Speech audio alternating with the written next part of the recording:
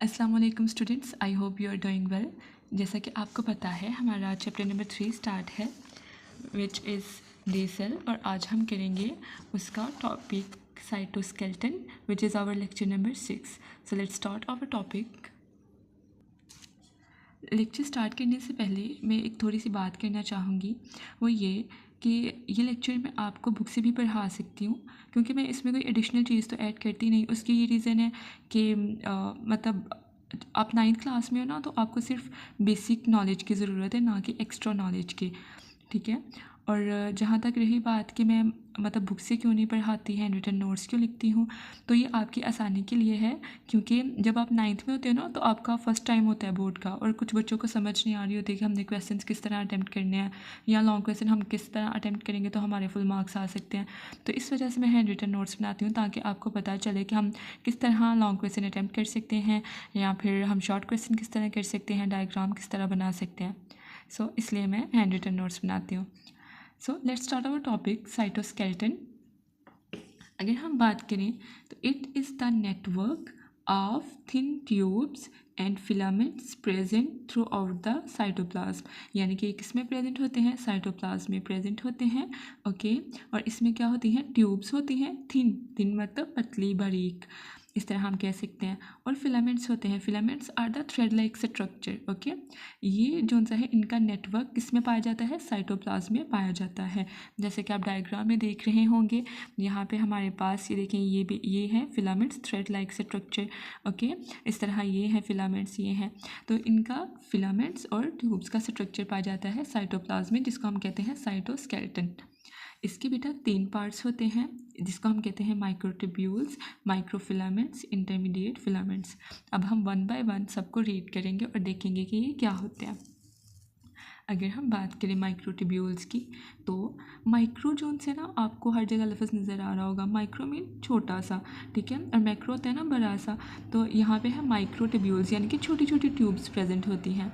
Microtubules are hollow tubes, यानी कि खाली होती हैं, made up of tubulin proteins, जो कि किससे बनी होती हैं, ट्यूबुलिन प्रोटीन से बनी होती हैं।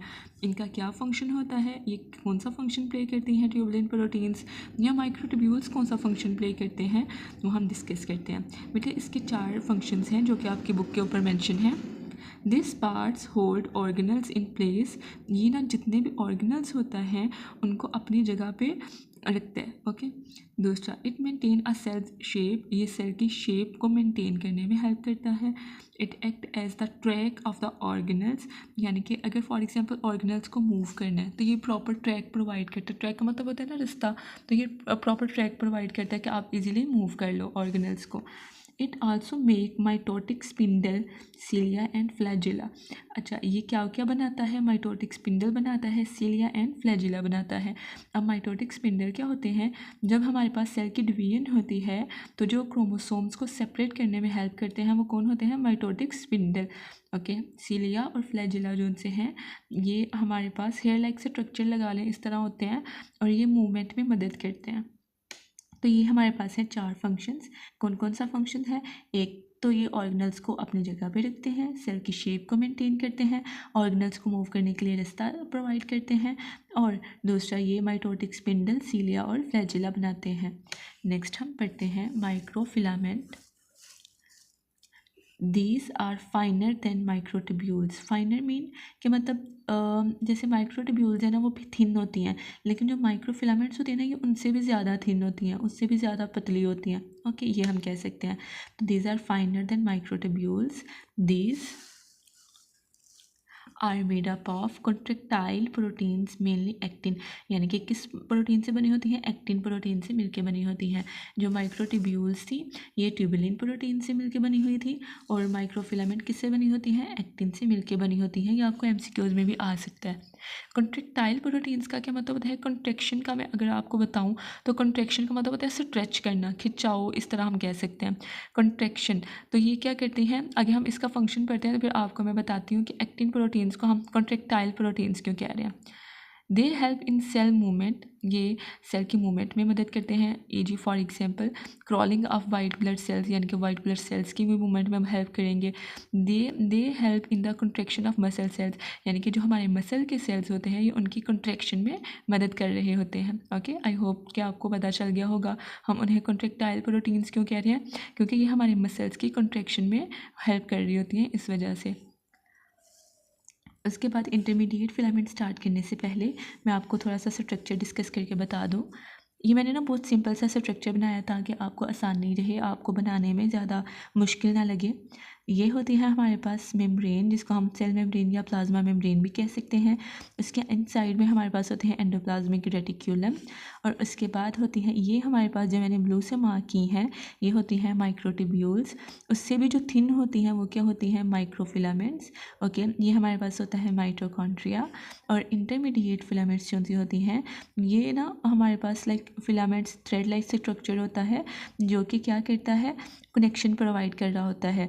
आगे हम जब इसको पढ़ेंगे तो हम देखेंगे कि इसका फंक्शन होता है सेल टू सेल जंक्शन, यानी कि ये सेल्स को आपस में कनेक्ट करके रखते हैं। आपने देखा होगा ये एक नेटवर्क सा बना हुआ है जिसने चीज़ों को आपस में कनेक्ट किया होगा। सो अब हम स्टार्ट करते हैं intermediate filament. Intermediate filaments, these are rods made of variety of proteins। ये rods की तरह इनका स्ट्रक्चर होता है और ये भी प्रोटीन से मिलकर बनी होती हैं। अब इनमें कौन कौन सी प्रोटीन होती है, केराटिन एंड ऑयमेंटिन, ये हमारे पास प्रोटीन्स होती हैं। और जैसे आपने पढ़ा माइक्रोट्यूब्यूल्स किससे बनी होती हैं, रिवाइज कर लें मेरे साथ। माइक्रोट्यूब्यूल्स बनी होती हैं हमारे पास ट्यूबुलिन प्रोटीन से। इसके बाद जो हमारे पास माइक्रोफिलामेंट होती हैं वो एक्टिन प्रोटीन से। जो इंटरमीडिएट फिलामेंट्स होती हैं वो केराटिन एंड ऑयमेंटिन से। ओके, अब हमारे पास जो केराटिन होता है वो अक्सर आपने सुना होगा, केराटिन लफ्ज़, ये हमारी स्किन में, हेयर्स में, नेल्स में प्रेजेंट होता है। ये इसका क्या फंक्शन होता है, ये सपोर्ट प्रोवाइड करता है और रिजिडिटी प्रोवाइड करता है सेल्स को। उसके बाद ऑयमेंटिन की अगर हम बात करें तो ये भी सपोर्ट प्रोवाइड करता है एंड कोर सेल, यानी कि सेल्स को आपस में कनेक्ट करके रख रहा होता है। ओके, नेक्स्ट हम अगर फंक्शन की बात करें इसके, they encode the nucleus and some other organelles in the cell, यानी कि ये न्यूक्लियस को और दूसरे ऑर्गेनल्स को एनकोड यानी कि कनेक्ट करके रखता है ताकि आप इजीली अपना फंक्शंस परफॉर्म कर सको। They also make cell to cell junction, ये सेल्स को आपस में कनेक्ट करके रखता है। तो ये था हमारे पास छोटा सा टॉपिक जो कि था साइटोस्केलेटन के बारे में। आई होप कि आपको समझ आई होगी। अब आप प्रॉपर, मैं आपको स्क्रीनशॉट प्रोवाइड करती हूँ, आप स्क्रीनशॉट ले लो। और ये मैंने कोशिश की है कि पूरा पेज आ जाए, तो आप इसका प्रॉपर स्क्रीनशॉट ले लें ताकि आप इसको नोट्स बना सकें, सेव कर सकें।